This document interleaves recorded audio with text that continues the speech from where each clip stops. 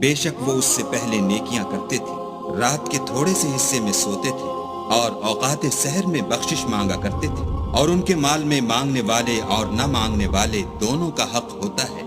और यकीन करने वालों के लिए जमीन में बहुत सी निशानियां हैं, और खुद तुम्हारे नुफूस में तो क्या तुम देखते नहीं, और तुम्हारा रिज्क और जिस चीज का तुमसे वादा किया जाता है आसमान में है। तो आसमानों और जमीन के मालिक की कसम, ये उसी तरह काबिल यकीन है जिस तरह तुम बात करते हो। भला तुम्हारे पास इब्राहीम के मुअज़्ज़ज़ मेहमानों की खबर पहुंची है? जब वो उनके पास आए तो सलाम कहा, उन्होंने भी जवाब में सलाम कहा।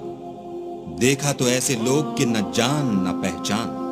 तो अपने घर जाकर एक भुना हुआ मोटा बछड़ा लाए और खाने के लिए उनके आगे रख दिया।